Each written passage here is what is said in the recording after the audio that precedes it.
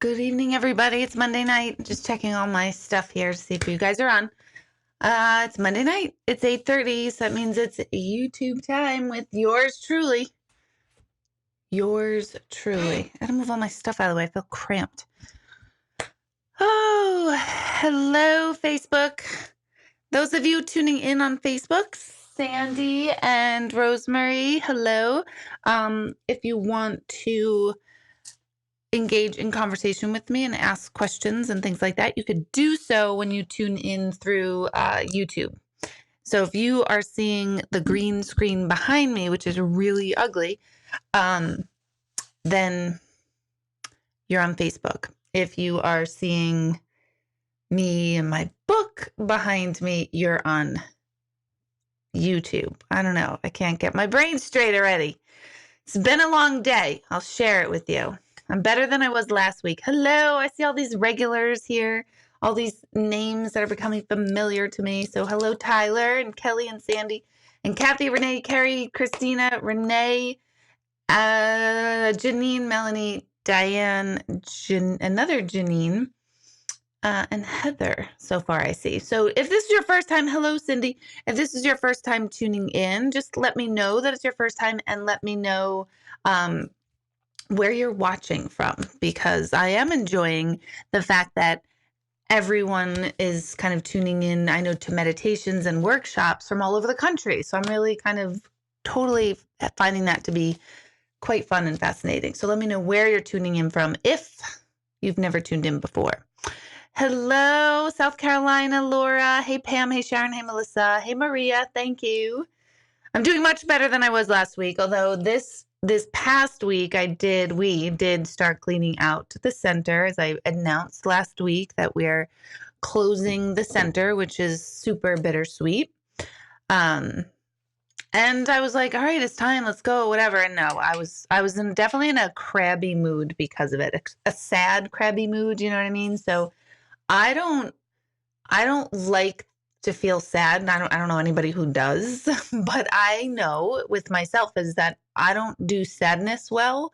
So I prefer to change my sadness into anger, annoyance, mild pissed offness. I do that much better. So I had like kind of crankiness going with me. Ooh, Michelle, you're in Outer Banks right now. Michelle, I went to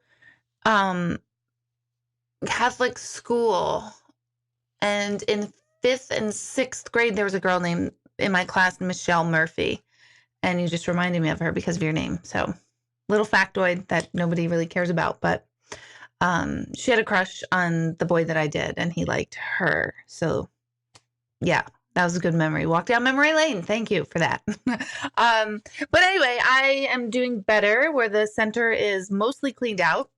And this Saturday and Sunday, you can stop by, and I'll let you know what times. I believe it'll be from like 9 to 12-ish,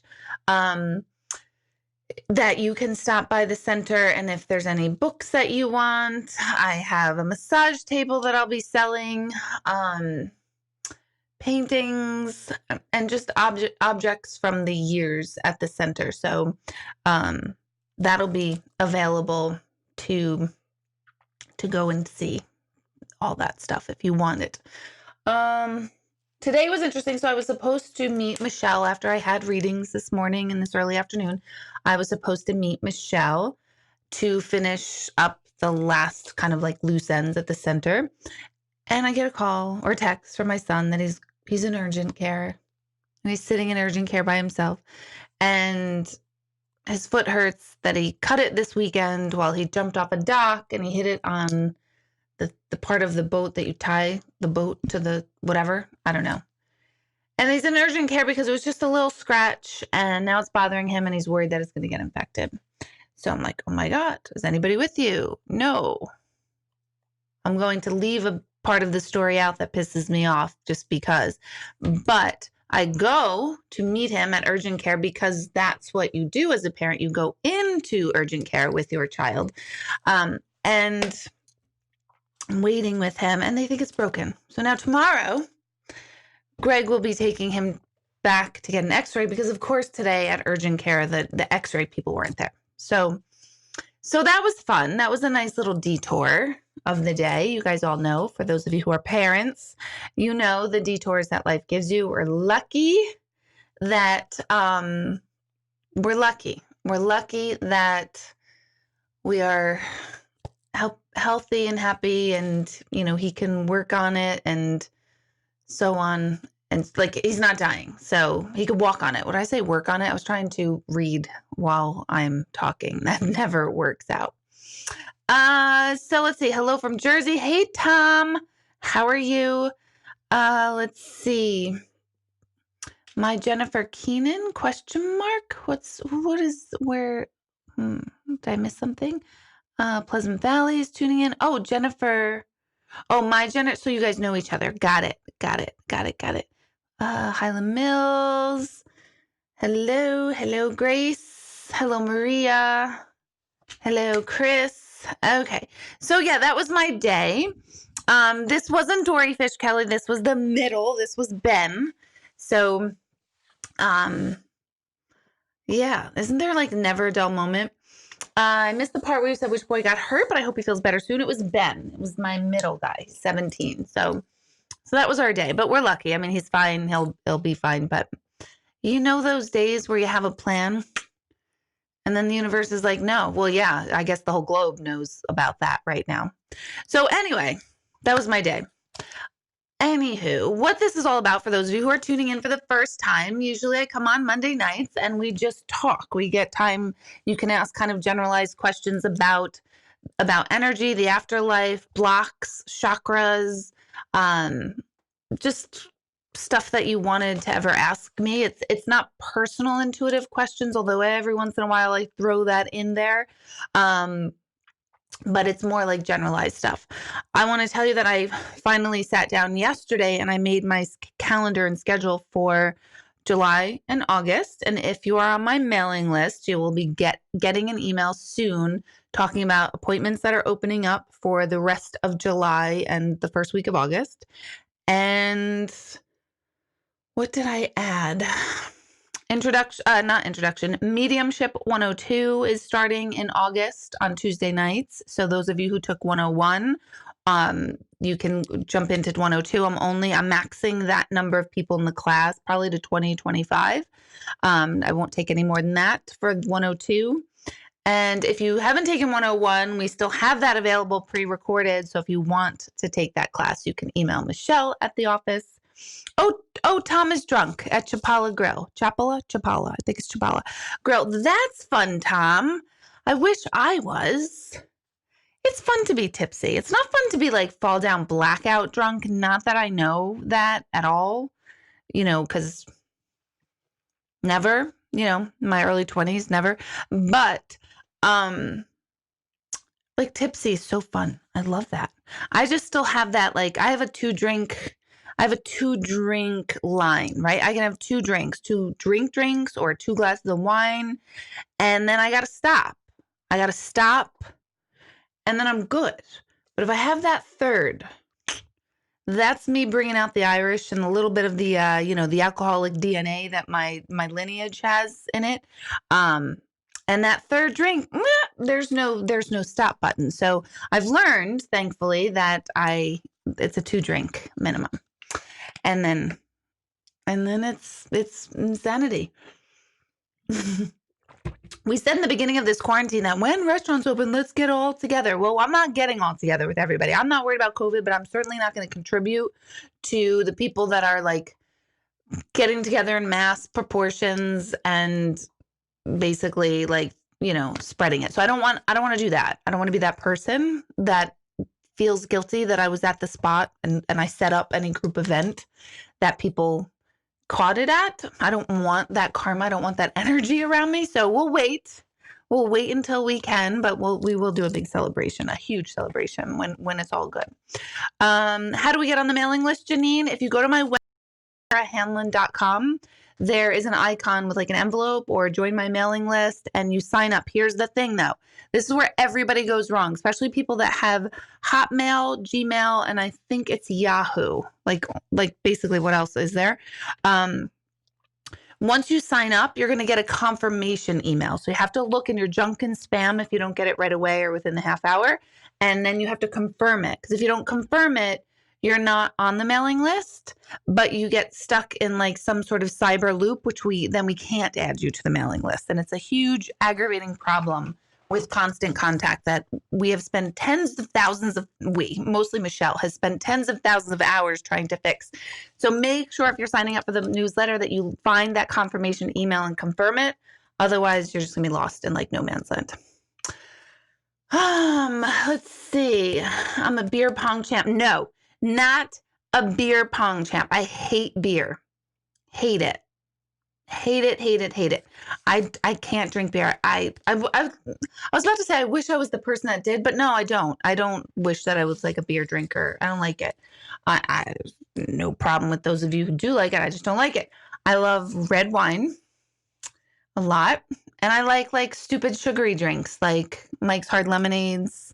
Trying to like the seltzers, but they taste too healthy for me. So that's a problem. But not a beer pong champ. I don't know if I'm any drinking champion. No, I'm definitely not a drinking champion. No, not really. Let's see. Thomas feeling good. Has everyone ever have someone got drunk at one of my galleries? Are you kidding me? Have you not heard my story? Yes. Yes, many times. And that's when it's not good. It's not good because you have drunk people and then you have high emotions and it doesn't go well. I have a couple stories. My favorite is a woman kind of went a little batshit on me in a gallery up in Albany, for those of you in Albany that remember this. And she got up in the middle. I was literally mid-sentence and 300 people are in these galleries, right? These are the big galleries up in Albany. And she was in the front row and then she just stood up and called me like all sorts of names and said that if her brother really, if I really did this, her brother would talk to her. And I feel sad. I feel sad now for her. At the time I didn't. I was pissed, right? I was like, shut up, right? And then she's swaying and I really thought she was going to throw her wine on me. And I was like, damn it. Like, I don't want to get red wine all over my shirt. And then she was escorted out and then we saw cop cars outside, lights. That was fun. So yes. There have been many. That's just one. That's one of many. Had another one up in like Hudson area, not at Helsinki, Club Helsinki, not there, but at Anthony's Banquet Hall, another woman. That one I felt sad with in the moment for. I also thought she was going to throw some punches, actually. I was scared. Greg had to take her out. It was one of the first or second galleries my son went to, and he was like, is it like this all the time? This is terrible. So yeah, it's been quite a journey. Quite a journey. Tiffany is asking, hi, Deborah, do you believe that there's a spiritual bond between adoptees and their birth families, whether they meet in this world or not? Absolutely. 100%. Once you're connected here, you're forever connected. And that's something that we all need to remember, that we're all connected here at some level because we were either connected in another lifetime, we're connected in this lifetime, or in a future lifetime. So at some point, we're all connected. So adoptees and their birth families, it's of course a genetic DNA connection. So yes, there's definitely a spiritual bond, as well as the bond between the parents, the biological parents, and the bond of the parents that adopt the child. It's a lot of spiritual karma or energy. And karma is not necessarily, we always hear karma in negative tense, like I wish karma on them. But karma is just, it's more of the energetic exchange or balance. So at one point, someone's been the giver, someone's been the taker, and that theme keeps coming around in our lives with different people. So karma's everywhere, and karma's not always bad. In fact, it's you have good karma as well. Okay, any new feelings on COVID when this shit is ending? Haley won't leave the house. She said she will die. Oh my God, that's upsetting. Yeah, I mean, I don't know if it's intuitive at this point. I think it's just logic, and I don't know. I think we have a good year to really be able to see, like, what are we doing? I personally think it's absurd that a lot of states are not following rules. Um, I think it's absurd to get into big giant groups right now because we don't know. But these are personal opinions, not necessarily intuitive hunches. Or if they're intuitive, I can't decipher, I can't pull them apart. But I'm not afraid of the disease itself. I'm afraid of our collective well-being as a people, as humanity, not even just our country. So it's unprecedented, which I know we're all tired of hearing that word, but I feel like spiritually, consciously, this is a huge uprising, and it's forced everyone to kind of slow down, be mindful, take a step back. And I think all those things are the best parts of this entire thing. So pros and cons to it. I think we shouldn't take it lightly, though. And people say it's just like the flu. I was one of those that thought, no, it's just like the flu, because I was hearing that's what everybody was saying. It was like, oh, it's like the flu. Okay.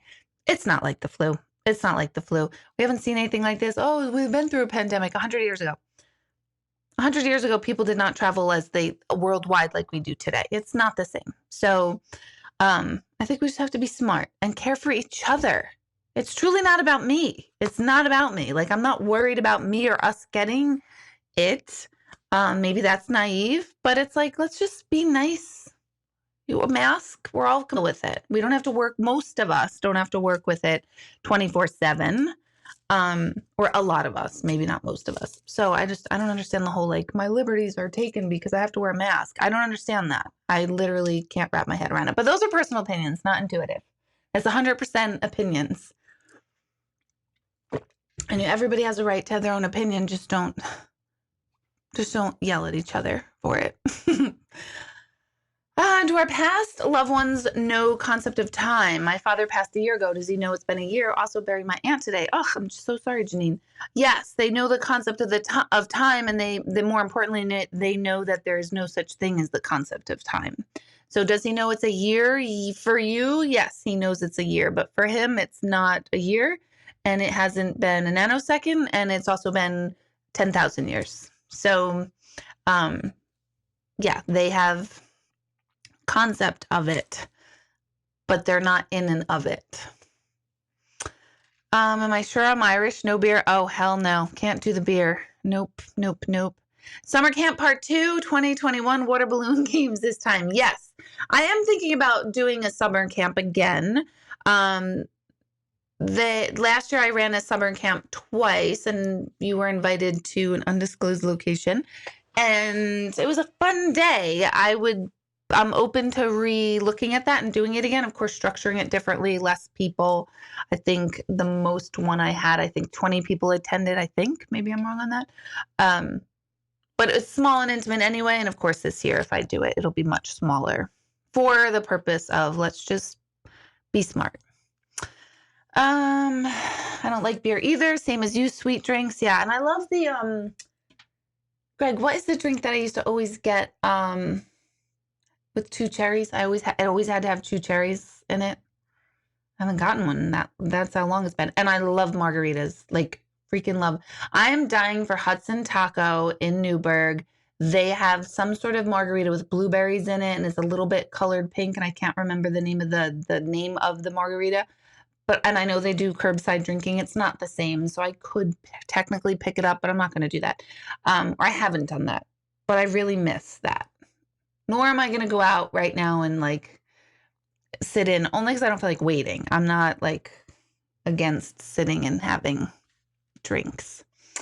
Do they party like that on the other side? It's funny. I actually had a woman today come through to her son and his wife and say that she's still drinking. And this I hear a lot, but just today they were saying I'm still drinking. And guess what? I can, because it's not a problem on this side. So I always get a chuckle on that.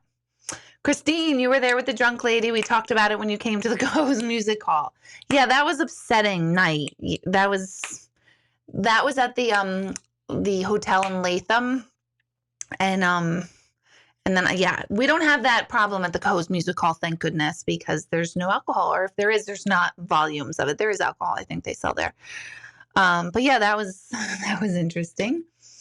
Elizabeth, I'm here with you today after joining you for a reading back in May with your mom. Oh, fantastic. Thank you. Melanie, hello, how are you? If you speak of someone who has passed and speak of some of the negative aspects you experienced, do they feel bothered by it? That's a fantastic question. No, they do not. Really important question. And so many people will feel guilty over, when someone passes and everyone talks about what a wonderful person they are, and all of a sudden, like, people kind of sweep some of the not so wonderful things under the rug about them. So then we feel guilty when we we're like, well, no, they were kind of an idiot, or they're kind of rude or whatever. No, they know that. They know how you feel about them. They don't take it personally, and they see it from your perspective. So they see how they were perceived from every interaction, every person they've ever had an interaction with, which gives truth. When we see all sides of something, we are closer to truth. So when we pass on, we get to see how our being was perceived positively and negatively by all. And that's including like the random cashier that ran you up at the supermarket, food store, as we always say, all the way to family. So yeah, they are not bothered by it. They get it. They honor what you feel. And there's truth to what you feel and observe and see. But we all have to remember that this is such an important thing as a human being to really grasp. And this is one of the awarenesses that truly brings about peace, inner peace for everybody, is that your perception of everything is only your perception. None of us are right, meaning none of us have the full view of anyone, and none of us are wrong.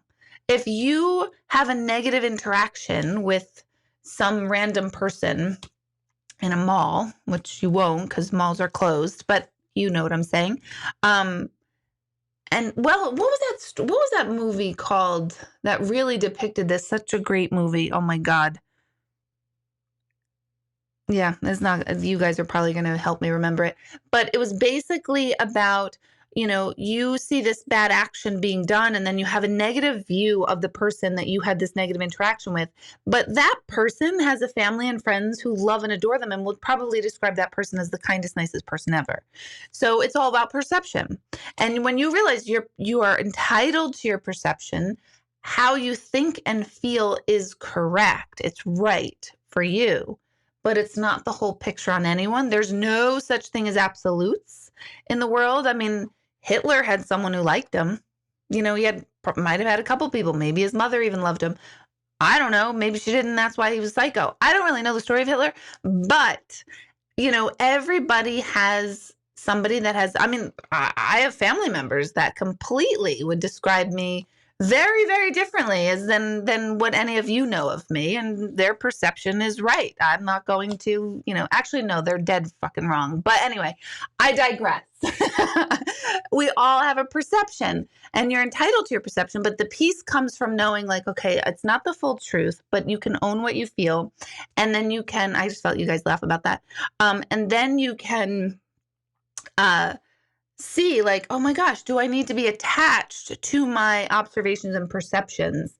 Or are we willing to kind of go grander and bigger and see a bigger piece of the pie? Unfortunately, we just typically stay very narrow and focused. And I think last week in here, we were talking about absolutes, and that we really need to stop thinking along the lines of things being this or that, right or wrong, good or bad, happy or sad. That you could be both. You could be all, it's all existing at the same time. And when we take ourselves out of the absolutes, we're able to kind of be in the experience instead of having to categorize everything, including people. So when you yell at someone, like someone cuts you off and we're at driving, and you're like, and you're like, whatever.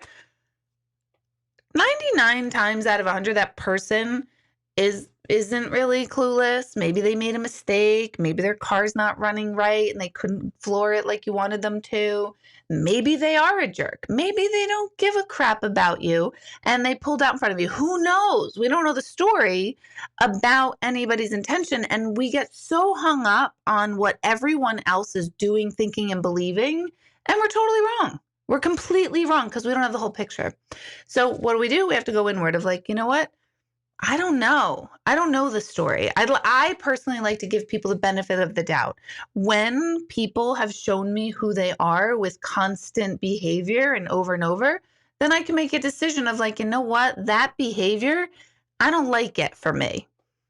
You go with God, but go. You're a great person, or some people think you're a great person, but you're not a great person for me to be around. That's kind of how we need to kind of broaden our perceptions. Oh, Maria, today is Nancy's birthday. Happy birthday. And I'm sorry to you because I know these milestones are huge. Yes, they do know it's their birthday, but they're not attached to concepts like that. So they'll bring it up in sessions like whose birthday is it today or whose was it yesterday? But they're not attached to it like we are here. Okay. Hello, Antonetta. Susan, great meditation last night. Oh, I loved the group. I loved the discussion. I like that there's people from all over the country tuning in. I love it. So for those of you who have not attended meditation, please try it. Please, please, please try it. It's on Zoom. We're just like one little close-knit community in the comfort of your own home. It's every Sunday night, 7:30 to 9. I now do monthly meditation passes, so you can purchase it for the whole month ahead of time, or just go week by week. Either way you want to do it. But it's a true learning experience, and I have seen more dramatic changes in people's lives who keep showing up to meditation over and over, because every week you learn something new about yourself. You uncover another layer of yourself. So if you guys have not joined meditation, try it. Try a meditation. James is saying, on the topic of drink, are we more untuned with the other side when we're under the influence, so to speak? Hard to say. Hard to say. Sometimes it could be, yes, you're much more in tune because alcohol might remove that lens that causes us kind of not to see and feel or experience them. And then there's people who will totally block it. I don't drink before galleries and readings, mostly because I'm working, and most of you probably don't drink when you're working either. I hope not. And if you do, I'm sorry, you might have a little problem, but, and it's fine. You can have a problem with it. It's all good. But so I don't normally drink, not because I'm like afraid of like entities and, all that garbage that I don't believe in. It's just more like I like to stay focused and upright. So if I have 2 drinks before I work and then I have the third, actually that show would be like the most fun that I do. And I still do galleries online, you guys. I'm still doing them. I limit the number of people who can attend because I just think that's more manageable right now. So it's about 20 to 25 people for the galleries, which normally there's 100 people galleries now. So that's kind of to compensate for the fact that we can't be in person. And my next one is, I just told Michelle, where are we? We're in July. So I think it's the last Tuesday in July, if I'm not mistaken. I think that's the date of the next gallery.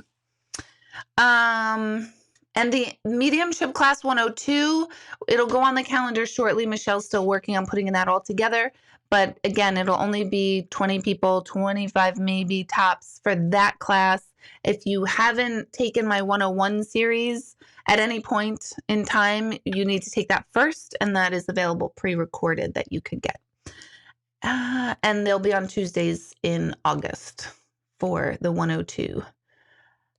Okay. Let's see. Christina, how do you know if we're making a decision based off of intuition or selfishness? Well, that's a great question. Here's the thing on that. It's a great question because we all need to know this. Sometimes, just quite frankly, we don't know. Just put that out there. Sometimes there's no, I don't know. I am an intuitive, super trained, do it every day, plug into it all the time, check in with myself all the time. How do I feel? How do I feel? What's my feeling on this? What's my feeling on that? 24/7, probably to exhaustion. And there's times where I'm like, I don't know. I don't know what I'm doing. I don't know what I feel. I don't know. Blah, blah, blah. So we all have that. But the fact that you're asking the question, is this selfishness? Is it intuition or my selfishness or selfishness?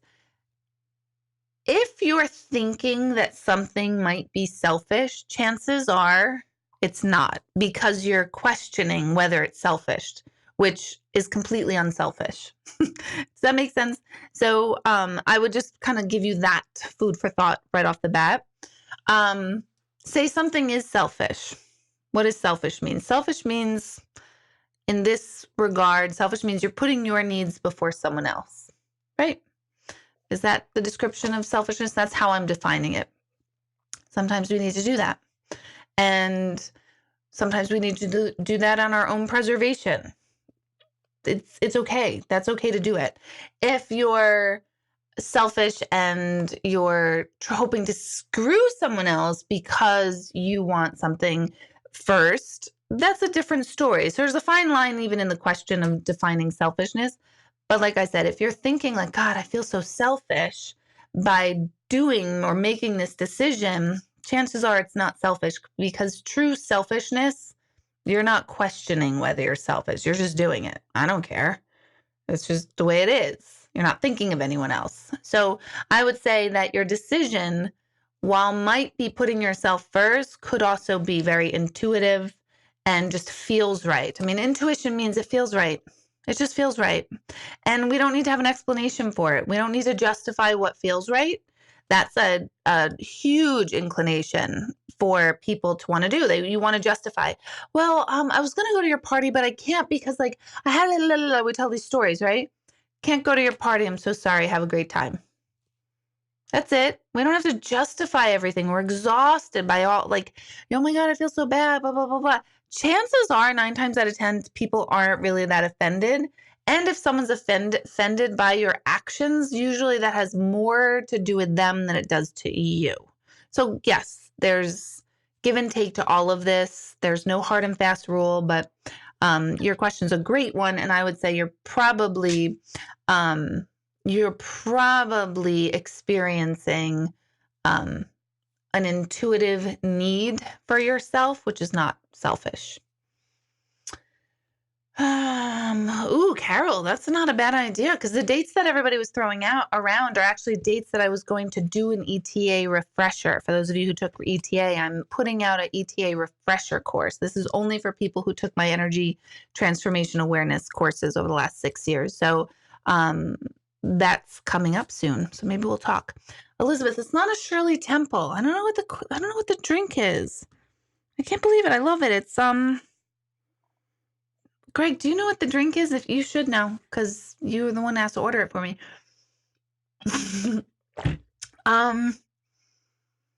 2 cherries. The heck? Sour. Amaretto sour. That's what it is. I love amaretto sours. Glad I thought about that. Oh my goodness. Oh, Janine, then your dad is totally with you. You're feeling him. Bonnie, I want to thank you. My niece recently committed suicide because of your galleries, book, and YouTube. I know she's still with me. I share a human self and higher self with her mom, sending her your book. Oh my God, Bonnie, thank you so much. And tragic, totally tragic. But I'm so glad that you can get some sort of, I never know if the word is peace, because there's peace, but then it's not peace. So it's some sort of something that you get from the book. So thank you for sharing that with me, Bonnie. Woohoo, grandma and great grandma still drinking and having fun. Totally. They're all drinking up. They're smoking weed. They're smoking their cigarettes. They're drinking gin and whiskey. They're all doing that. Not just your grandmother and great grandma. They're not smoking weed. Maybe they are. I don't really know. But they're all doing all that stuff. Naomi, great question. After a person transitions, how long do they stay around or with you? Are they always with us for the rest of our life, or do they move on and leave us eventually? They never leave you. They never, ever leave. it might seem like they kind of dissipate a little bit. You won't feel the energy a lot of times for a while. I've heard and experienced myself that their presence kind of ebbs and flows in your life. So sometimes that they'll be like, oh my gosh, do you just know they're there? And it's kind of like that footprints poem with Jesus walking on the beach and like, how come you didn't carry me? And it was like, or how come you didn't walk beside me? And it was like, that's when I was carrying you. I'm terrible when like I paraphrase these things, but that's how I feel like when they're with you, when you need them the most. And a lot of times we don't feel them. So don't confuse not feeling them or sensing them around with the fact that they left you. But they're here all the time, forever and ever. Just call on them. Thank them for winks. Thank them for those signs. Thank them for letting you know they're around. And it'll come in very subtle ways. Don't watch these paranormal shows that like they're like knock 4 times if you're here, and then there's that like creepy freaking knock and stuff. It doesn't work like that. It's subtle. It's just these little reminders. That's why I call them winks. Anne, good question. Do family pets come back and visit? And if so, do the pet who are left know they're here? Sometimes they do know they're here, sense that they're here. And yes, they do come back, same as the other side, same as humans on the other side, and like let you know that they're around. Absolutely. Let's see.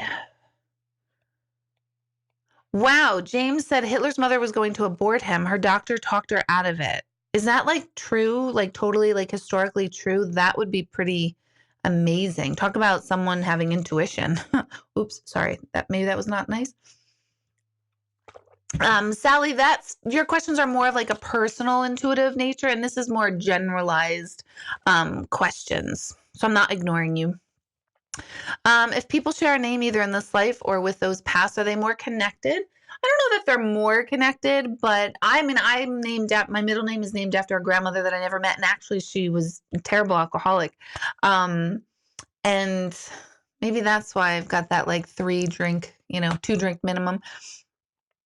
So it makes me feel connected to her because I have her name, but I don't feel like she's with me more because I have her name. So I think it's up to the individual still physically here whether you make yourself feel more connected. Because the flip of that question would be, if you're not named after someone, are they less connected to you? And that's not true.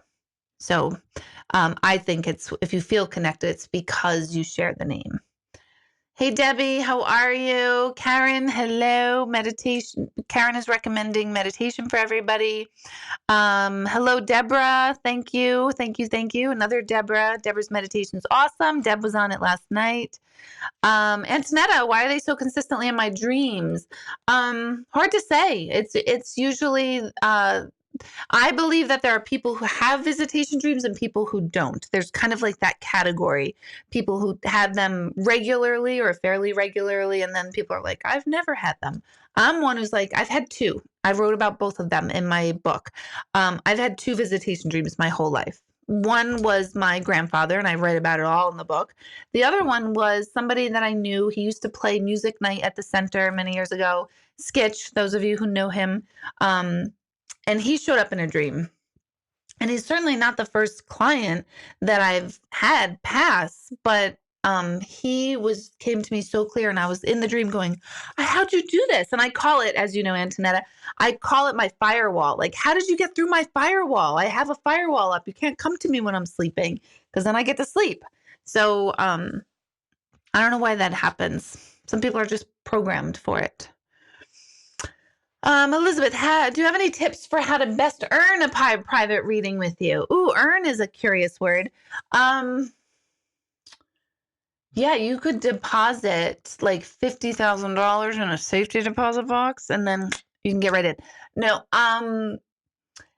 there is a trick. There's a couple of you on here that have a knack for getting a session every single month. And for those of you who know this, I don't allow people to come to me every month. No. I don't think that's ethical, and I don't think that's necessary. And I offer other things my whole thing is I want to help you get over a hump, but then I want to help you help yourself continue getting over the hump. So I see those private readings as me helping you get over the hump. And then all the courses and the meditations and stuff I offer is me teaching you the tools you guys need to keep your lives going smoothly. So that's what the whole premise of the center was. Now it's an online center. It's fine for now.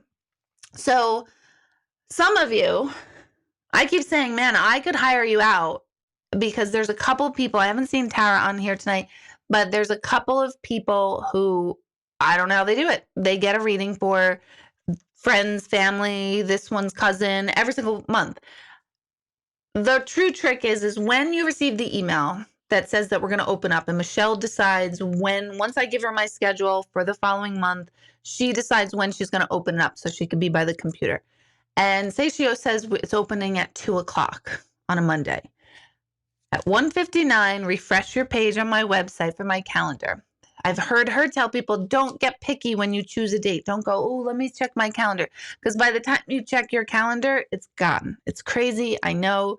I truly do believe, and I've seen it time and time again, that when it's your time for a session, you will get one. So also continue to trust in the universe. And I appreciate that question. My 87-year-old cousin doesn't have Zoom or a computer. She wants to do one of your galleries. Can I sign her up for one of your galleries on Zoom under my name? Totally. Yeah, sure. Yep. No problem. People, it's funny too, because and I totally get this. You guys know I get this. People will say, well, I don't want to sign up for an appointment ahead of time. And I've seen people on like social media talking about me, and I'm like, hello, you tagged me in it. Now you're talking shit about me, but whatever. Well, they'll say, oh, she asks our email. She's Googling us. And then I'm like, please don't come to me if you think that. Like, just don't come to me. Don't waste your time. Don't waste mine. Do I Google? I don't need to Google. That's the cool thing. That's the cool thing. You're never going to find out from Google what I could find out about people. It's just so cool. But some people are like, I don't want to give you the email. I sign up under a friend's name. And do that. Go ahead and do that. I'm totally fine with that. Michelle will ask you eventually, like, could you give us your real email or name? People give me fake names. Totally don't care. Give me a fake name. That'll prove it even more to you. But so yeah, you could sign her up for under your name, and then when the gallery is, I'll know it's not you, with your name. So I'll just ask her in the gallery what her first name is. That's fine. Do people get a certain spiritual feeling right before they pass? That's a great question, Patty. This is something that used to drive me crazy as a young kid. I'm talking like 7, 8, 9, where I was constantly questioning, did they know they were going to die? Did they have a feeling? Did someone wake up that day and have a feeling that today was going to be their last day?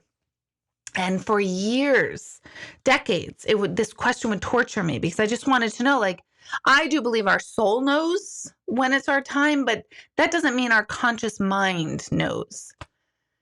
So there was a man named Tony who passed away. He used to be a friend of my parents way back when, and he was riding a motorcycle in October, and he took a picture of himself. He stopped at his son's house for lunch on his motorcycle, asked his son to take a picture of him on the motorcycle before he left. He left, and about 10 minutes later, he was passed because somebody had hit him.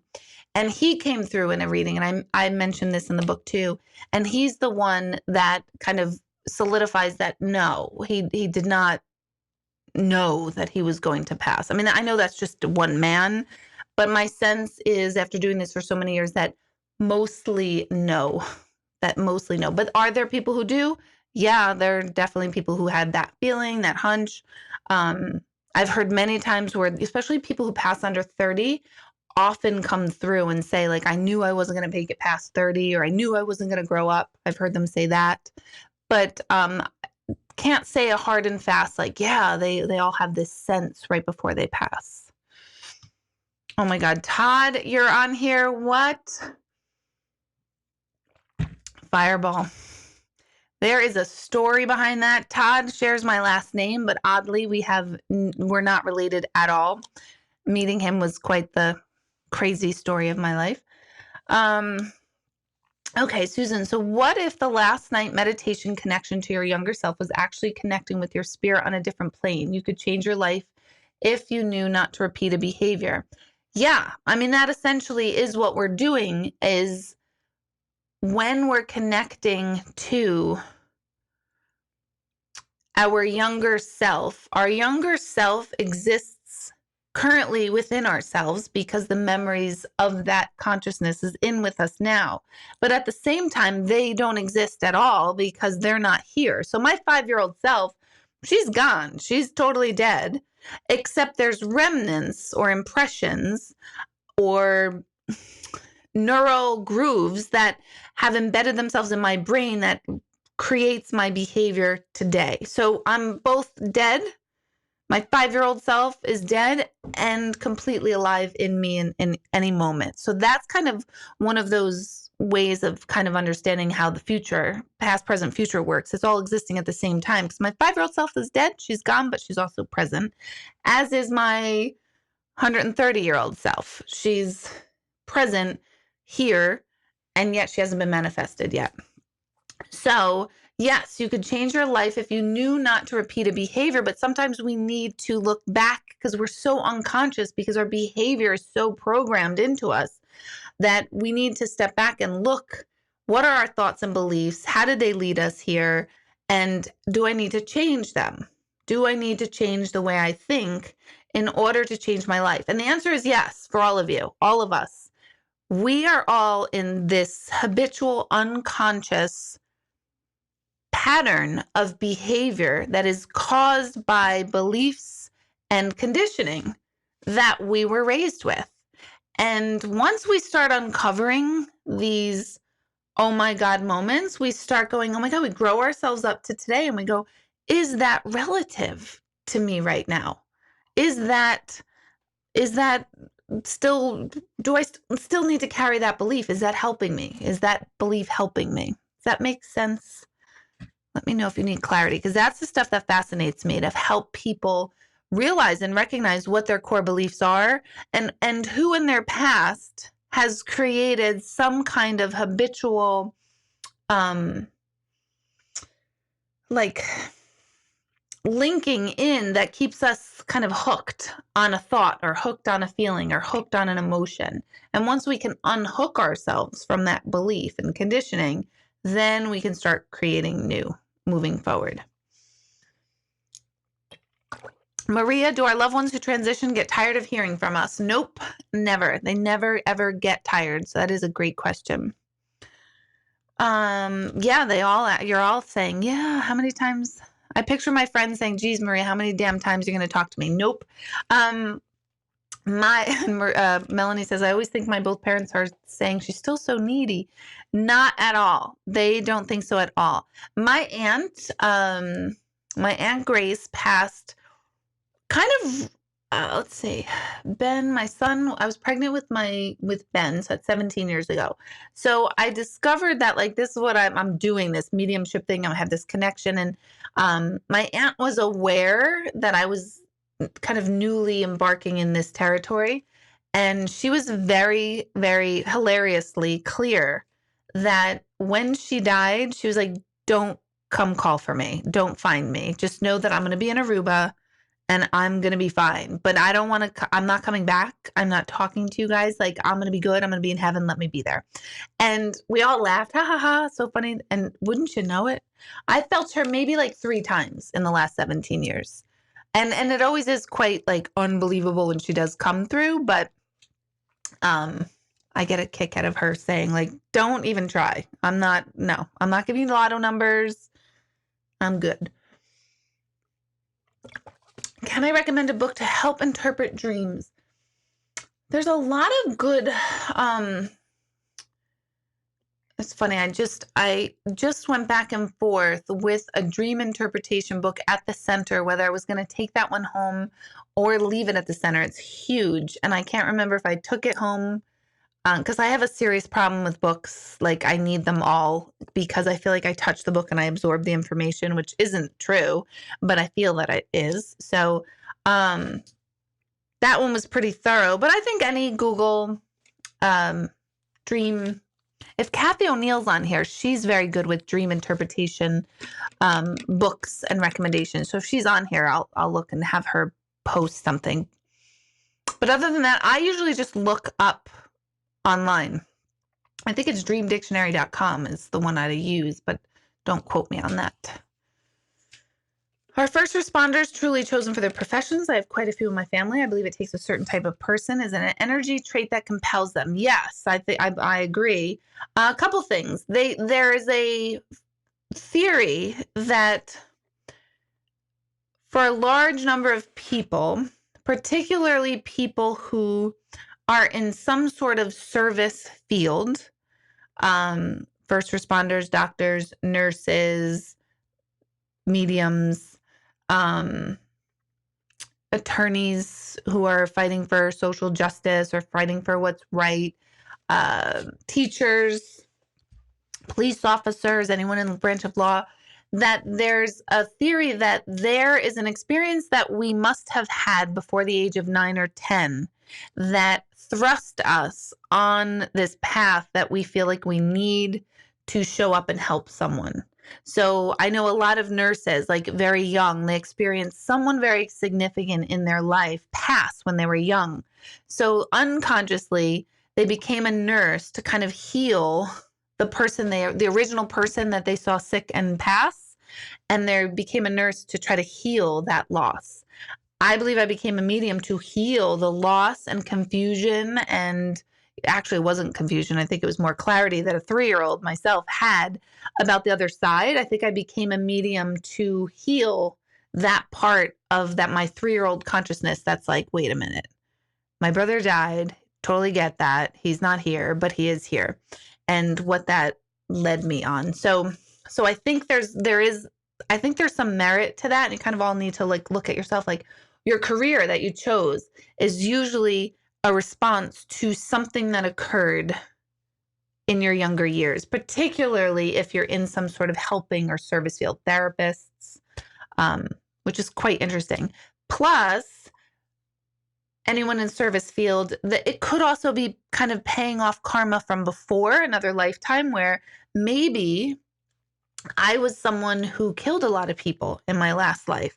And now in this lifetime, maybe everyone I bring through to help connect with their family, maybe I killed them in another lifetime, and now I'm kind of paying it back to them by bringing life back to them. Who knows? I mean, I haven't had that experience of like a true past life experience on that, but I often wonder like, that's a possibility that I'm paying off my karma from another lifetime.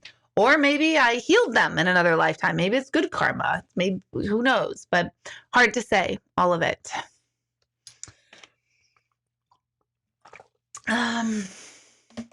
Wow. Heather said, my father told me on a Wednesday that he was not going to make it through the weekend. He passed at 1 a.m. on that Saturday. Wow. That's wild. I need to know if how smoking cigarettes and weed daily affects my connection to intuitive gifts. So anything that we're putting in our body that's toxic is going to gunk up our energy field in our body.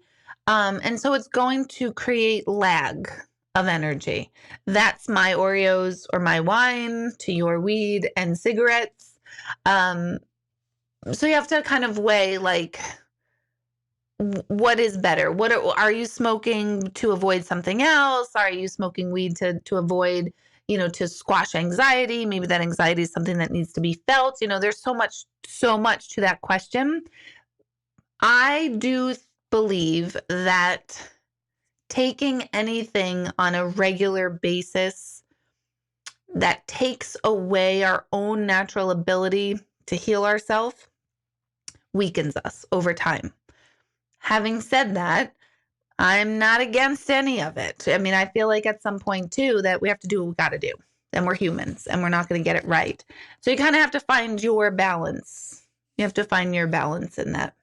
And if you feel like, oh, I feel so bad every time I take a cigarette, you are bringing on negative experiences, negative thoughts to yourself, like, oh, I shouldn't be smoking. You'll be better off if you're a smoker, drinker, overeater, you're better off to say, God, I really love the time that I get to smoke, or I really love the time that I get to eat or drink or whatever, instead of like, oh, I shouldn't be eating this. I'm an asshole. I'm this. I'm blah, blah, blah, because you're just bringing negative thoughts to yourself. in yoga, there's one of the tenets of yoga is to have peacefulness, right? To ahimsa, it's called.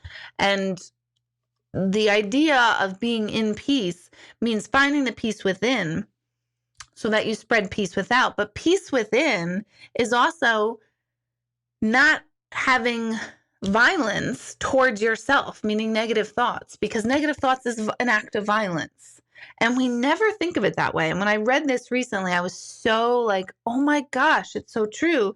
This theory of ahimsa or nonviolence, it's like we all hear it, like Gandhi and Martin Luther King, they believed in nonviolence, which is fantastic, but we don't turn that inwards to ourselves of, yeah, I believe in nonviolence and doing the right thing for others out in the world, but how often do we take that approach with ourselves? So negative thoughts, calling ourselves names, being hard on ourselves, that's an act of violence toward yourself. So you want to still have ahimsa to yourself, act of nonviolence.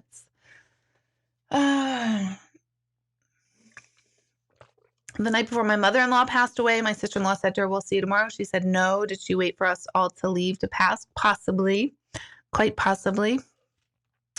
Wow, a week or two before my mother died, she told me it was time for her to go. She was healthy, but told me she missed her mother. She was only in her late 60s. I know that a friend of mine that's on here too, I saw her earlier. Her mom changed the will like suddenly 2 weeks before she died, very not like expectedly, or maybe a month before. And so there's question of like, did she know? Did she have some sort of inner awareness? Hello, Christopher. My little son, Christopher, is tuning in here. So hello, Christopher. Can I pick up on others' abilities? That's a great question. I always feel like everybody has a super ability and it's my job to unlock everyone's. So I never look at people as like, wow, they've got more ability than that one. And more, I mean, 5 years ago, I would say, if you said to me 5 years ago, oh, you're going to be teaching mediumship 101, 102, whatever, I would have been like, no way, you can't teach this. It's just inherent and natural. And I was probably just like a totally egotistical idiot for saying that. But I really believed it and felt it. I thought it was something that was innate and inherent in us. And you either had it or you didn't. And to a degree, I do believe that. I don't think everyone could be a medium for the whole world. I don't think everyone should. I think there's a lot more that goes into mediumship than people think. I think the way you say things is super important. And my brand of mediumship is that I'm always focused on the psychological well-being, psychological, spiritual well-being of the person sitting in front of me. That I know that my words can make or break someone.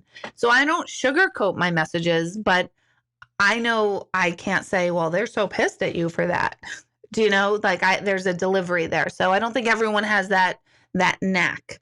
So I do believe everyone has the ability though, as I've moved forward, and the last few rounds of this class that I've taught is so exciting to me because I finally boiled down some key techniques that really help people key in to the other side. And I'm seeing it getting unlocked in all these people that it's just so exciting to me to see. So I guess my answer is no, yes and no. Yes and no would be the answer. Maria, weird story. Before my grandpa, oh my God, you scared me. My grandpa passed away. My sister asked if he wanted water. He goes, oh, 666. My sister was like, Grandpa, are you calling me the devil? Well, on 666, he passed away. It was crazy. Wow, that is crazy. Oops. Hey, Facebook. God, I look really pale on Facebook. Sorry. Looks different. On Facebook, right? My face looks scary. Now everybody's going over Facebook to see me. That is pretty cool. Hello, Christopher. Hello. How you doing? I got requested to come on. You did? Who requested you? You know, just gonna leave it at that. Oh, hello, girly. That is a cool story, Maria. 666. That would scare the crap out of me too. Even though I don't. This is my makeup bag, you guys. I need to wash it. Sorry, it's in front of you. That would totally freak me out too. All right. Hello, Carolyn. Carolyn, I have to address your letter to me. Oh my gosh. I can't tell you the timing that your letter came to me. I had left the center. I keep meaning to write to you, and I just did a bunch of other things on Saturday and Sunday, and I did not get to write to you. And then today I thought I was going to, but we were in urgent care. But I had just left the center cleaning everything out, and I was feeling horrible, right? Really not happy. And I was hot and sweating. And then I got the mail, and I came home to your letter, which could not have been better timing. So thank you so much for that time that you took out for that letter. Maria, you became a teacher to soothe kids because most of your teachers were kind of cruel. There you go. There's that past conditioning. My goodness, Wanda, June 15th, it was a year since my 19-year-old son passed away from a motorcycle. I have so much anxiety and emotional every day. Is it normal? It would be not normal if you didn't have that, Wanda. So, of course, it's normal. And if anyone is telling you it's not normal, they're not normal. Seriously, that's insane. I can't imagine ever being okay again, although you will be in a different way, but certainly not now. It's only a year. What's the timetable? How long does it take? It's different for everybody, but I always tell people take, a good 5 years before things start tickle my throat, making sense in a way. So you have to give yourself time and anxiety. And then to add on top of that, this whole world situation, it's way too much. So you're beyond normal, Wanda. Elizabeth, is there a way to tap into your past life? Yes, you can do past life regression. I always highly recommend a super professional at this. There'll be a lot of different people who will say, oh, I took a weekend course and I'm certified in past life regression. And that's fine. That's cool. I don't want to take away that from people who do past life regressions like that. But I believe past life regression, well, there's two ways.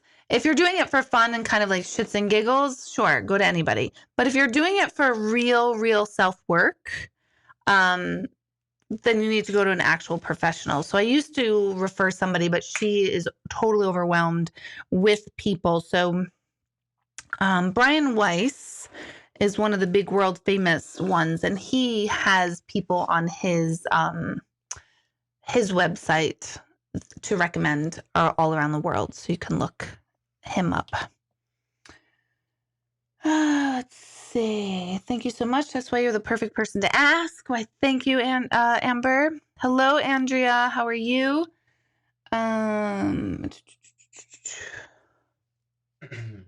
I'm always more hard on myself than most. When you talk about finding your purpose in life, I really believe my purpose in life is to help others, but that couldn't be never ending. It totally is never ending. All of our purpose on this earth is to be of help and assistance to someone else. We're also we have hundreds of thousands of purposes in our lifetime. And I think one of the things that make humans very upset and antsy and feeling like, oh, who am I? What is this all about? Is because we're searching for the purpose or a purpose. And it doesn't work like that. We don't have a purpose. Everything has an expiration. So we could be that person that's driving really slowly, because let me flip this around. I could be driving and I could be stuck behind someone who's driving really slowly, and I could be flaming, going crazy, like, oh my God, what's going on? Which I do. But it's that person's purpose to be in front of me at that time, perhaps to prevent me from going too fast to crash. And if it's not my time to die, their purpose is to help me not die. So totally unconscious, totally unaware. Sometimes it's our purpose to hold the door for someone as you're walking in and out of an office building. That's it. There's tons of thousands of purpose. And we start adopting our mindset to purpose to exist in this way, then we start to feel like, oh my gosh, how could I be more aware of my purpose? Then we start to realize every interaction we have, we're serving a purpose. we get to decide what is that. So right now, all of you tuned in right now, and me and Chris here, we are holding space for each other, and we are co-creating a purpose because we were supposed to be plugged in right now and not have our attention somewhere else right now. And the reason why, we never know. You never really get to know until we cross over, till we pass. So, purpose is a really broad topic and one that we're struggling with. We all want to feel useful. We all want to feel that we're contributing, and we all want to feel appreciated. I mean, that's just a natural human desire to feel. So just remember that you're serving your purpose. If you are breathing, you're serving a purpose. Facts. Oh my gosh, Andrea. Yeah. There's a very famous angel reader who has converted to be more religious and now seems to think Reiki yoga mediums are all anti-religious thoughts. Yeah. Doreen Virtue. Wow. Right. That is shocking to me. Certainly it happens before. I don't know the story, what caused her to convert. So I don't know the background specifically of her. But this is a woman who literally her livelihood was all about angels and tapping into this inner knowing and energy work. And I mean, she made these fantastic angel cards, and she's like one of the first angel card people. When you see all these cards out there, Doreen Virtue is like one of the first for that, if not the first. And now she is completely, I believe it's born again Christian, and completely renounces her own belief in mediums, Reiki, angels, all of that, and basically says, oh my God, I was so wrong. So part of me, I saw something with her recently meaning the last like maybe 4 months. And I don't normally tune into her before this, but I was listening like, what happened? What's the deal? And I don't know. I literally don't know. I think it's shocking. And it kind of made me think like, wow, I wonder what it would take for me to do the same thing. Do you know what I mean? Like, I can't say that's not possible, because I'm sure 15 years ago, she didn't think she would ever be where she's at now. So never say never, but that shocks me, kind of upsets me, to be honest. My personal opinion would be that she was indoctrinated, but I don't know what caused her to get that indoctrination. So I find it fascinating and kind of upsetting at the same time. Let's see. Hi, Eileen. Let's see. Do I have advice on helping nephews appreciate their intuitive ability and help them foster it? My 4-year-old, now 9-year-old nephew, met a guy I dated at 4P, and he said, Aunt Kiki, he's a bad man. Wow. Yeah. So wow, cool. How do you foster kids' intuition? You definitely focus on the emotional side of things, like, oh my gosh, how does that make you feel? Whether it could be an ice cream cone, it could be picking out a backpack at school, like really hone in on how things make them feel, because typically when you're very intuitive, you're in tune with your feelings. So you would want to put things in that regard for kids. But you could also say like, wow, what a great judge of character you have. And be mindful of making sure they know that even you can have a great judge of character and a phenomenal intuition, and you still could be wrong sometimes. Because I think that's important too. Like, there's no such thing as perfection, and kids need to be hearing that over and over, because otherwise they think there's the concept of perfection in your eyes. So nothing is perfect, which makes everything perfect.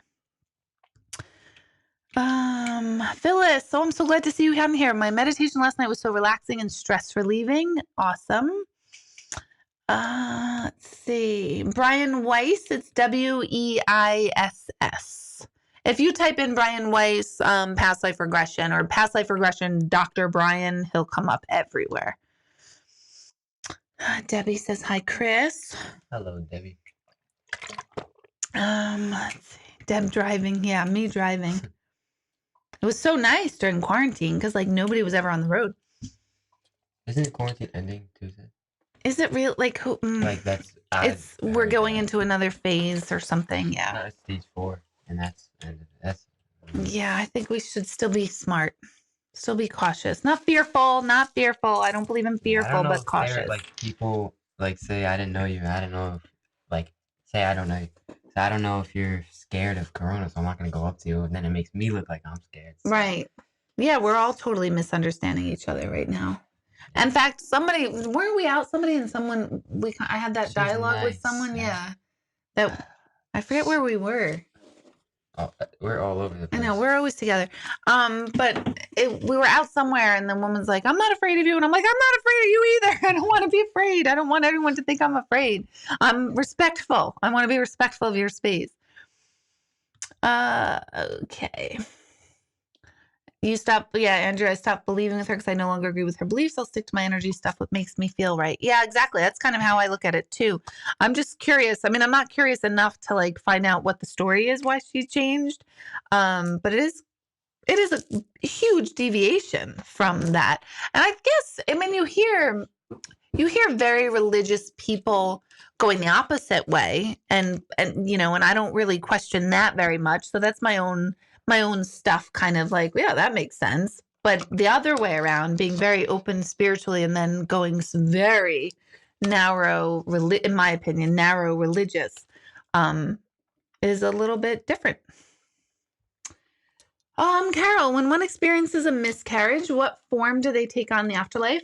Form, they'll come through as a baby, but a lot of times people will want to connect with the baby, but it's a difficult connection because their energy is just presence. I call them angel babies, because they're always with you. They're just like to me, babies that never got to be born, whether it was from a terminated pregnancy or a miscarriage, they never got to come in and have human crap, so they stay pure forever and ever. So they're like the highest vibration energy, in my opinion.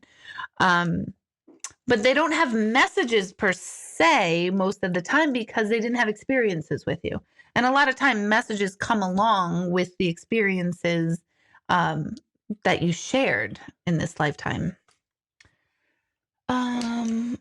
Chris, do you have a sense of calm about people passing due to your mother's ability and listening to her chats with us? We were just talking about this last week about being afraid to die and all that stuff. Oh yeah. Do I feel calm? Like that was the question. Yeah. About people passing? I guess you can say that. Like I don't really know how to describe it. Mm-hmm. Like me passing, I'm not really scared of. Like everyone's terrified.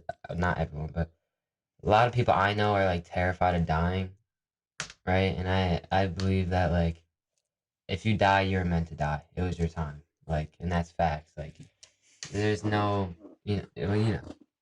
But I'm not really afraid to die. Like.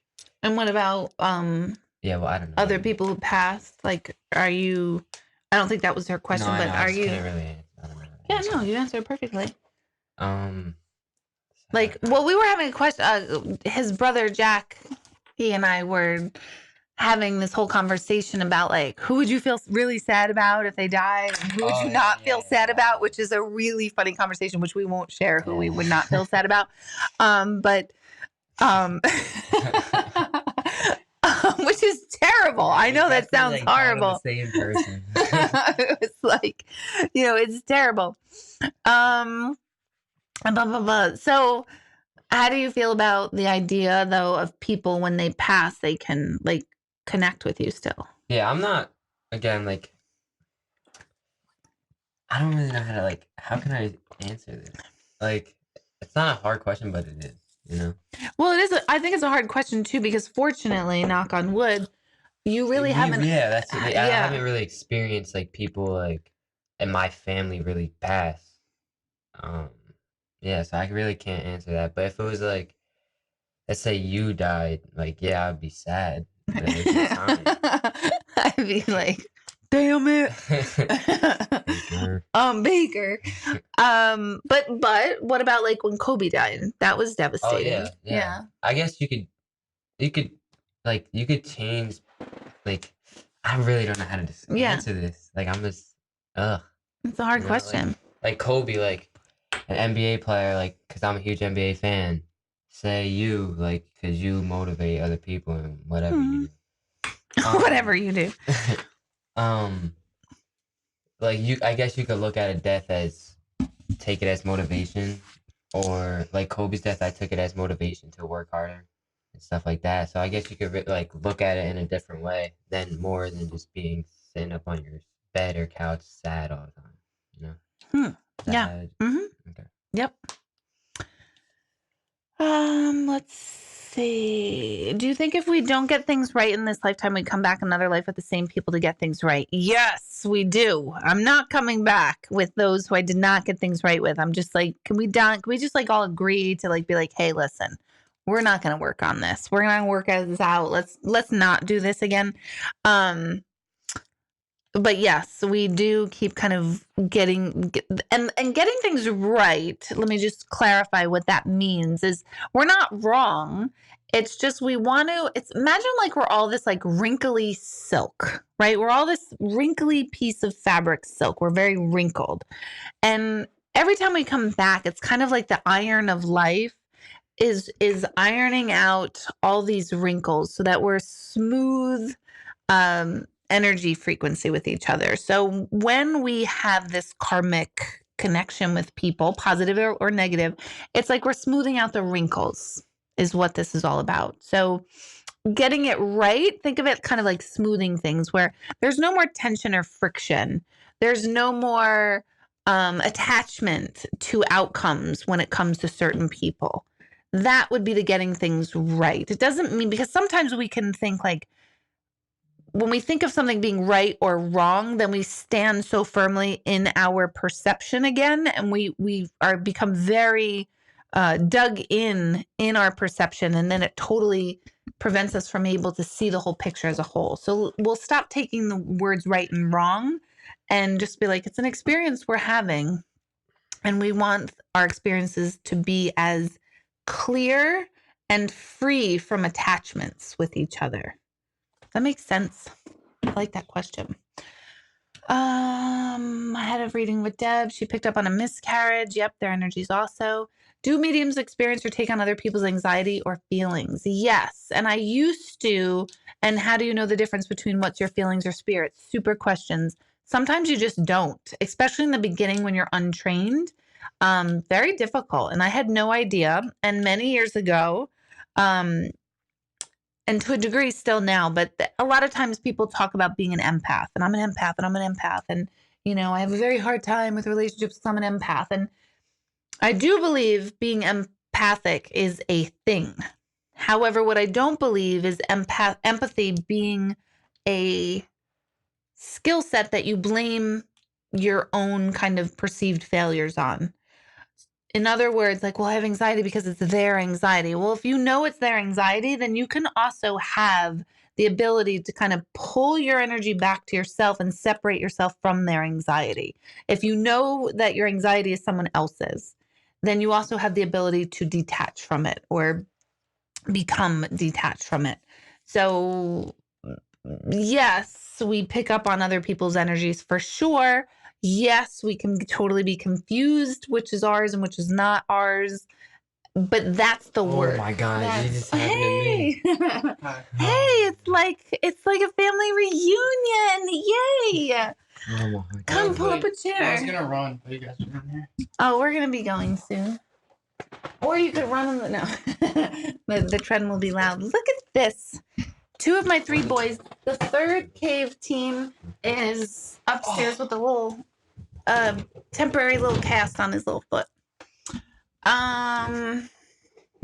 So that's a great question, Megan. And training would be the way on how to figure out the difference between the two. Let's see. Eileen said she isn't allowed to die, Chris. We've already discussed it. Everyone in Eileen's family has passed. Or not everybody, but many. So she's told me I can't die. Ask her why they're not taking my credit. Oh, yeah. Well, does anybody work in higher education in addition to Eileen?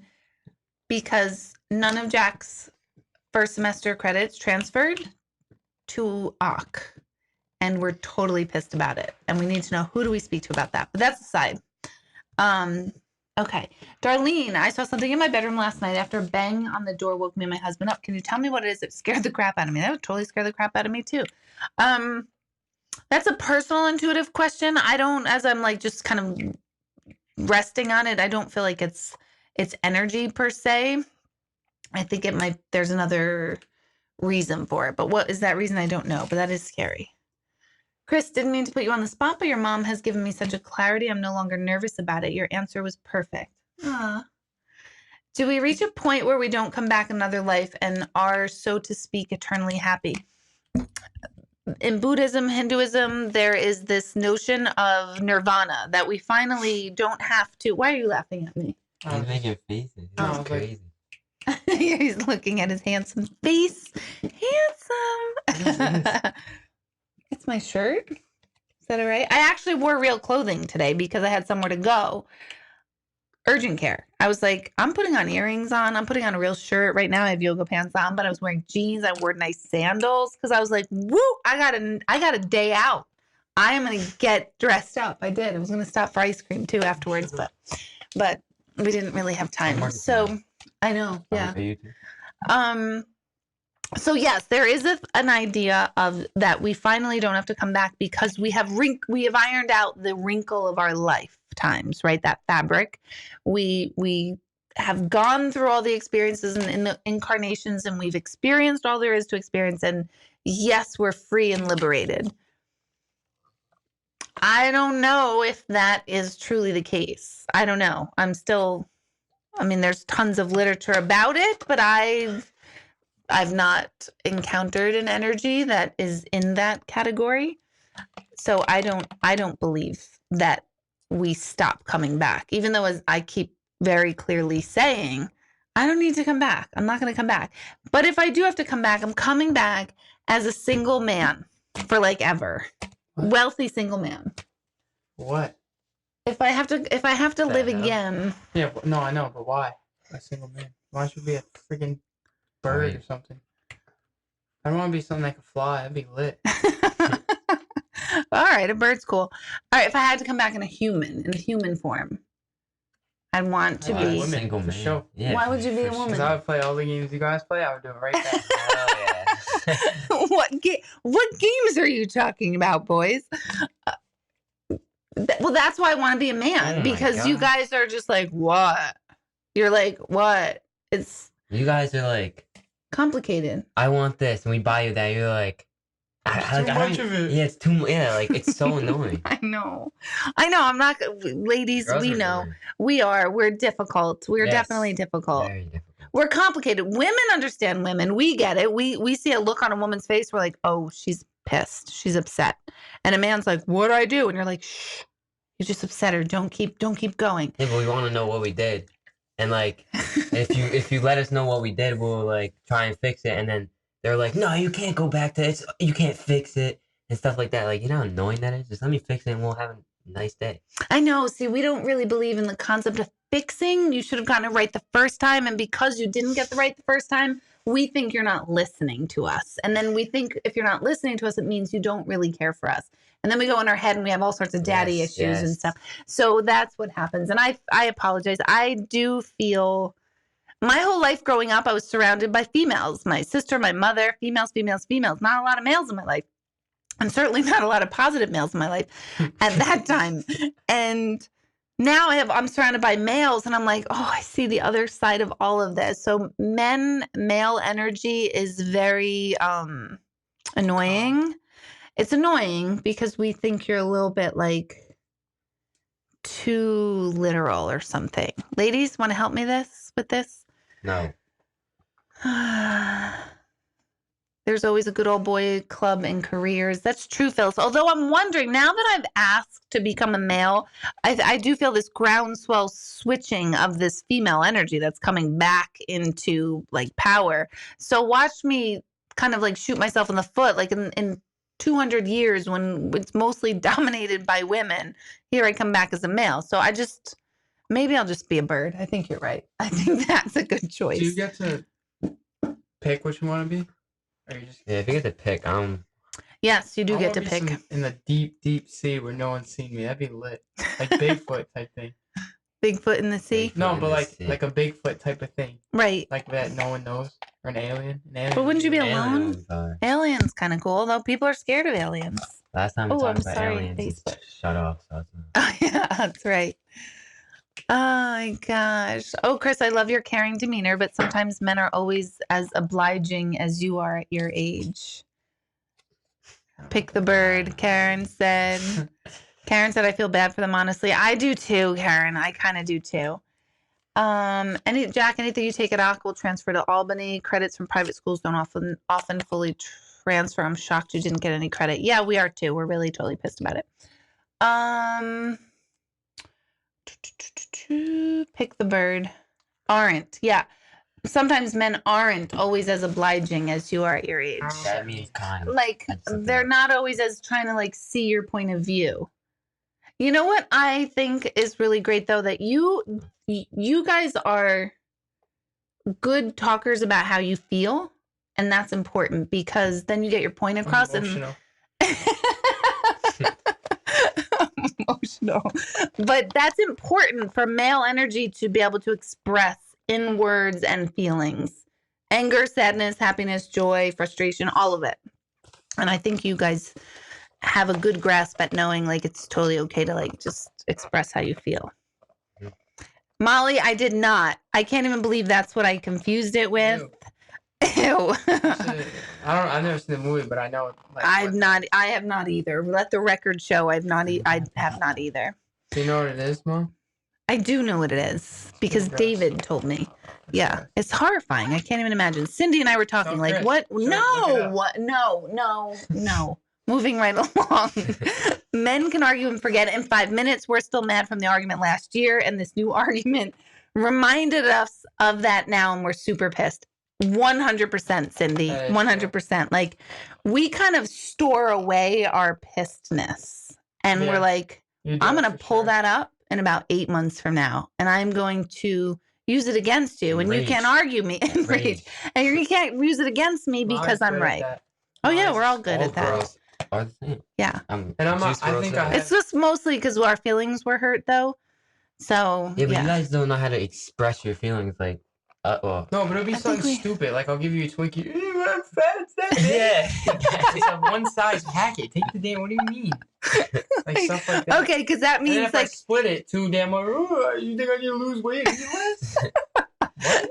Because that really what that means is like 2 or 3 days before that, she wore a new outfit and you didn't notice, and she felt cute in it. But since you didn't notice or say anything, now she's upset. I never do that though. I always. You do. You do. Both of you do, which is nice. Do that? No, you express. You'd be like, "Wow, that's cute." Like, no, I watch. I watch how you guys are, all 3 of you with your girlfriends, and you're good. You're good with the girls. You are not perfect. It doesn't because. It goes both ways. I'm pretty good, honestly. Male energy is generous and protective, but women simple are full of hormones and emotions, super complicated. We are so complicated. We are because we feel one way 1 minute and like 4 minutes later we feel entirely different and we don't know why ourselves. Oh my gosh. At least I know. Hello, Kim. Bipolar. We're not bipolar. What? No, we have a lot of emotion. We have a lot of emotions. Yeah. We're not. We just have a lot of emotions. Mm-hmm. Yeah. Your boys are very articulate and read people well. Thank you, Melanie. They really are. Like, seriously, when they were little, I was concerned. I thought, oh my God, they are just good. This is mayhem. It is total chaos when they were little. It was constant wrestling, especially with these two. Constant chaos, running away from me.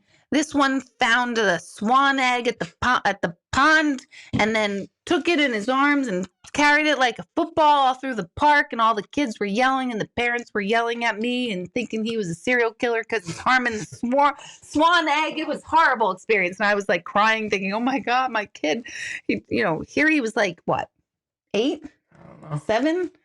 And you were just like, woohoo, but now thankfully I know, and they are truly my greatest accomplishment and joy. They're good people. Thank you, God. So give me a car. And you still have to work for things. So thank you, Melanie. Is there a reason in a relationship that one person seems more emotionally than the other? Usually that's your conditioning. Your conditioning, like we are all in this grand recreation of our childhood and we are still seeking to heal parts of that childhood. I think once so you hit that 1 year mark, everything, like, it's fine. Like, in a relationship? Yes. The 1 year, like, after that, it's whatever. Like, not what, like some stuff that would bother you is just like whatever. Because you guys get to know. Because you get to know like each other. You're saying? Yeah, like I don't know how to explain it. No, you said it right. Like I don't know if it's like every relationship, but like me and Molly, I feel like we have a good because we were friends before, I guess. Mm-hmm. So like kind of. Yeah, there's this like weird period where you other, have to like figure each other out, and then after that you start to go, oh, I understand that this is a part of your personality. I'm with Greg 9 years and he can't figure me out. I can't figure him out. It's probably why it keeps going. Eileen said Irish people hold grudges for years. Absolutely. Just because we let it go doesn't mean we're over it. Cindy, you've got some great insight here. Deb, you're so funny. Love listening to you. Your boys are funny and handsome. Love it. If you're not over it, you can't let it go, and vice versa. Greg is saying, just let us fix it. I know. For those of you who have not seen this, Google, it's not about the nail. It's like a 3-minute video. It's hilarious. It really sums up a lot of that male-female dynamic. It's not about the nail. So YouTube that or Google it after this. But it's hilarious. I'm an overthinker and I'm constantly analyzing everything with my relationships. Yep. Maria says some Italians hold grudges forever. Deb says, you guys are great. Love watching your interactions with each other. I do too. So proud. Sometimes no words are the loudest words. Silence is golden. It could be a warning like the calm before the storm. That is true. When we're quiet, ooh, that's so scary. That quiet when we're just like, no, I'm fine. I'm fine. Yeah. And then that's the most annoying word. Fine. Yeah, we're never fine. Yes. When we say we're fine, we're never fine. Yes. Fine is never a good word for a woman's vocabulary. Okay. Just K. Oh, yeah. I don't do that. Yes. Marnie says, it's obvious you've done a terrific job. Thank you. I love that the boys can articulate their emotions. Good job, Deb, from one boy mom to another. Women tend to overthink too much. We don't let go easily. We just don't. Greg says to you, Jack, good luck figuring it out, Jack. They seem like awesome kids. Wow, that's upsetting about Doreen Virtue. I'm a Reiki master, pretty pure heart. Yep, I know, very upsetting. So, couple things coming up. Let's see. The Mediumship 102, that's not starting until August, but I'm only, like I said, taking the first 20 people who sign up, or 25. We'll see who signs up in the makeup, and I'll decide. ETA, for those of you who have taken ETA with me, whether it's in person or online, I'm going to do a refresher course in, I think it's the end of July on a Sunday morning. So that's coming. Coaching, I'll be announcing finally, different levels of coaching. So you could do group work with me, large group work, where you're given a topic and like homework to work on yourself. You sign up for 1 month, 2 months, or 3 months at a time. And then I have smaller groups. So the smaller the group, obviously, the more one-on-one it becomes, or the more interactive it becomes. So all of that is going to be opened up by the end of July to start in August. So I'm excited about that. Let's see. Oh, Greg is responding. Once you think you figured out the bleep rules changed. That's a little bit true. I like what. Sort of. That's Males facts. and females are innately different. If we just accept that about each other and work with it, all good. Yep. I agree. But no one accepts it. Exactly. Fun to watch you all interacting. Awesome family. Carol's saying, Marnie's saying, yes, Carol, that's the beauty of it. Maria, thank you. Please tell Ben I wish him well. Yeah, he cut his foot. It was just a cut. He was worried that it was getting infected, so he went to urgent care. And then they're like, oh, that looks broken. And you could break that part of your foot and still walk on it. So that's that. So I'll see you guys Sunday night. Please try meditation. I'm telling you, 7:30 to 9 p.m. on Zoom. Super easy to do. It's recorded. You get the recorded version later if you want to listen to it again. Every single one is completely different. So I create the meditation based on the energy of the people who are attending that particular meditation. So it's super, super like wow, yes, thank you. I was trying to find that word and I couldn't grab it. So that's Sunday night, 7:30. And I think that's it for now. So I'll see you guys over the week. Have a great week. Stay healthy, stay smart, stay safe, do for others, be good, and thank you always for tuning in. Smile. So goodbye and smile. And smile. We all smiled. Have a good night, guys. Happy Monday. Bye.